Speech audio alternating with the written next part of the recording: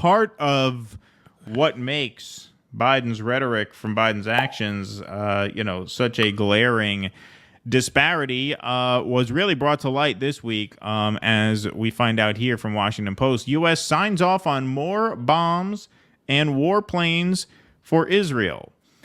Washington Post, the Biden administration in recent days quietly authorized the transfer of billions of dollars in bombs and fighter jets to Israel, despite Washington's concerns about an anticipated military offensive in southern Gaza that could threaten the lives of hundreds of thousands of Palestinian civilians.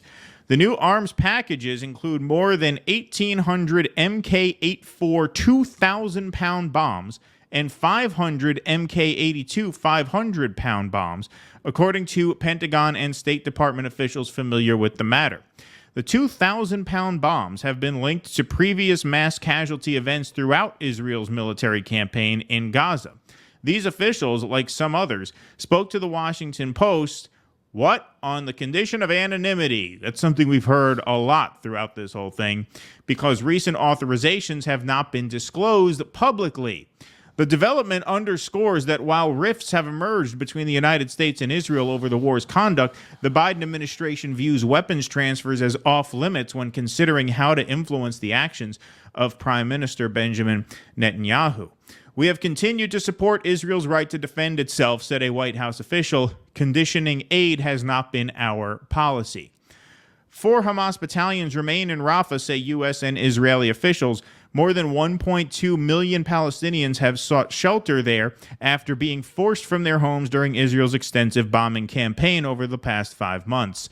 Biden suggested that a scorched earth invasion of the city along Gaza's border with Egypt would cross a red line for him. And yet Barack Obama is really indignant that people talk but don't listen anymore. Right?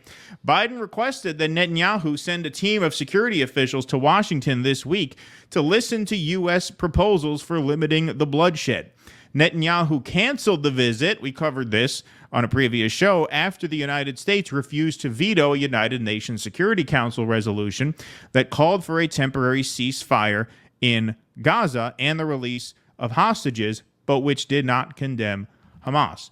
Israeli officials have not allayed U.S. concerns about the impending operation in Rafah, but they agreed to reschedule the meeting in Washington, the White House said. The increasingly public spat has not dissuaded Biden from rushing weapons and military equipment into the conflict. Last week, the State Department authorized the transfer of 25 F-35A fighter jets and engines worth roughly $2.5 billion, U.S. officials said.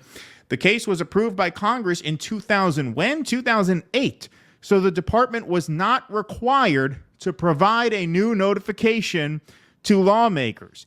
The Mk-84 and Mk-82, those are the 2,000-pound bombs and the 5,000 and the 2,000 and the 500-pound bombs, authorized this week for transfer, were also approved by Congress years ago, but had not yet been fulfilled. Washington's marginalization on the world stage over its support for Israel has rankled some Democrats in Congress, some of whom have called for more transparency in arms transfers and raised questions about whether the authorization of older unfulfilled cases is an effort to avoid new notifications to Congress, which could face scrutiny. You think? Yeah. Yeah. You think? You think that's why they haven't said anything about this? They've been saying this is a red line. You can't do this. Meanwhile, they've been shipping them what they need the whole time. And as we read more, you'll get even angrier. When asked about the transfers, a State Department official said that fulfilling an authorization from one notification to Congress can result in dozens of individual foreign military sales cases across the decades-long life cycle of the congressional notification. As a matter of practicality, major procurements like Israel's F-35 program, for example, are often broken out into several cases over many years, the official added. The 2,000-pound bombs, capable of leveling city blocks and leaving craters in the earth 40 feet across and larger, are almost never used anymore by Western militaries in densely populated locations due to the risk of civilian casualties. Well, the most moral army in the world has use for them. Isn't that true?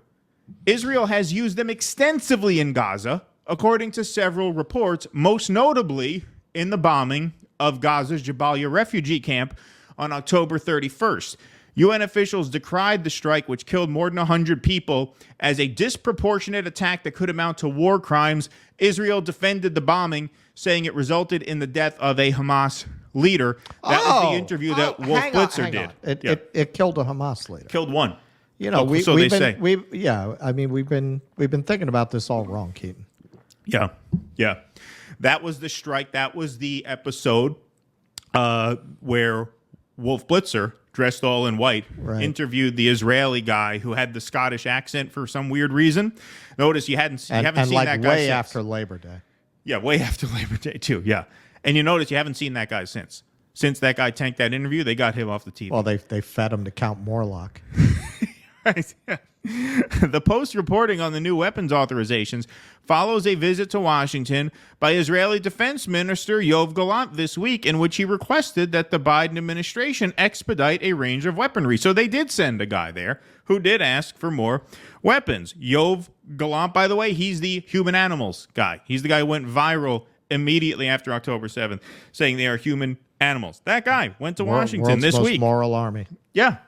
He was just in Washington. Did anybody know that? I didn't know that. I didn't know that until I read this.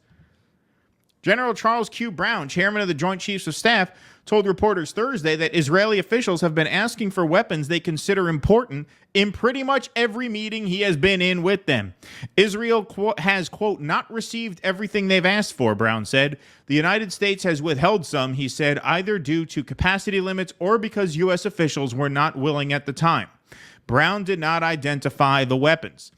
Hours later, the Pentagon clarified Brown's remarks, highlighting the issue's sensitivity. Navy Captain Jerial Dorsey, a spokesman for the general, said there has been no change in policy and that the United States assesses its stockpiles as it provides aids to partners. The United States continues to provide security assistance to our ally Israel as they defend themselves. Blah, blah, blah. So there you have it, folks. There you have it. Just an incredible article, an incredible report there, that even as they're raising their hands and voting absent and letting the ceasefire resolution go through, even as they say we need Netanyahu to come here and have a come to Jesus moment, even as AOC starts calling it a genocide now, and they're supposedly feeling this pressure. Notice when people protest Biden at events, he says, no, let them speak. They have a point. We're listening. We're all ears. Blah, blah, blah. The show goes on. Of course. The show goes on anyway. Well, but that works for the brain dead voters who get gushy about seeing Obama, Clinton, and Biden together.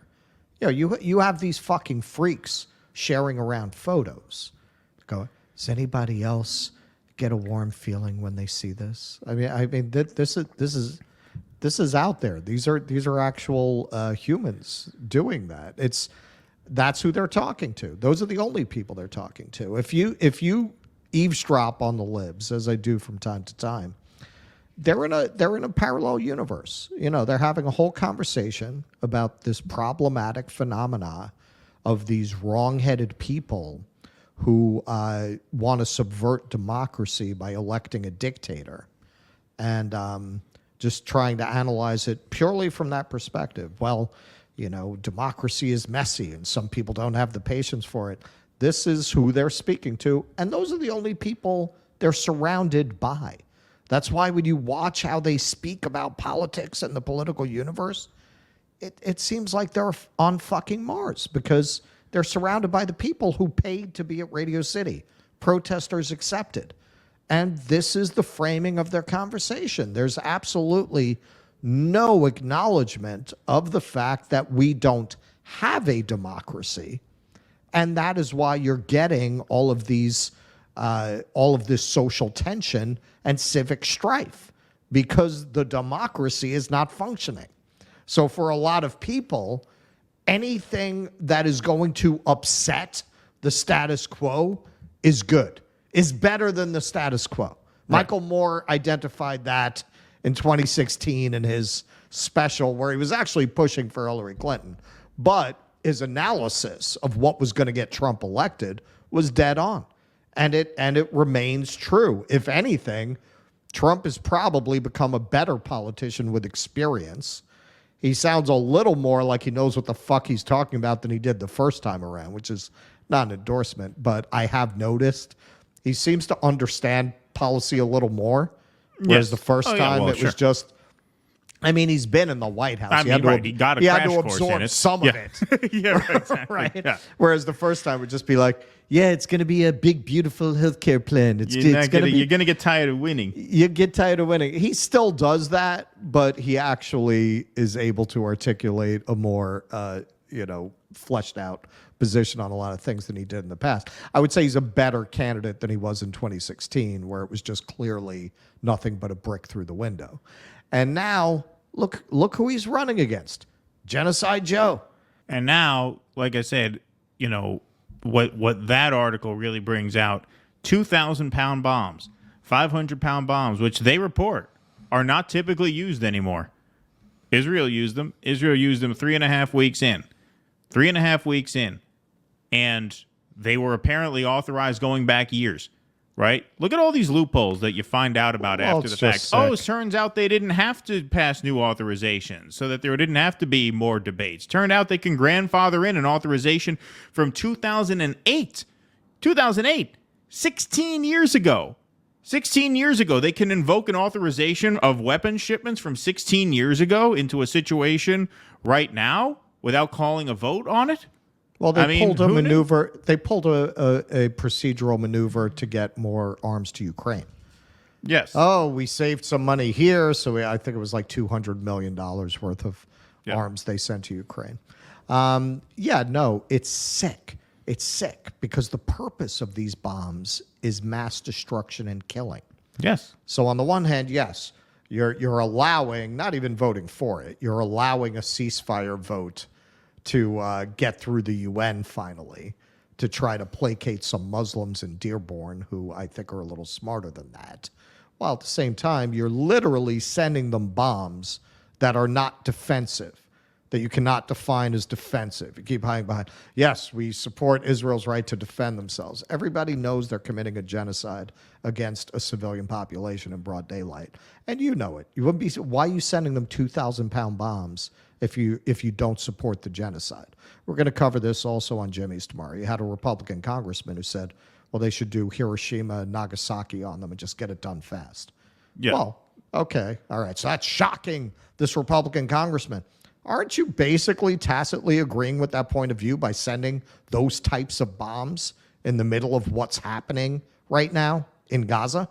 Well, the absent vote on the ceasefire is exposed as a political signal to disaffected progressives and Arabs and Muslims more than a shot across the bow to Netanyahu, because if you meant that as pressure to Netanyahu, then you wouldn't be sending them these bombs as you're doing that. So that's just obvious. Well, and that's why now, for like 5 minutes, the Israelis canceled their delegation. They were furious. Right. Now they're sending them because Yoav somebody Gallant made was a just call here and last said, week. yeah, they made a call. They said, listen, it's for show. It's for show. We're sending you the weapons. Don't worry about it.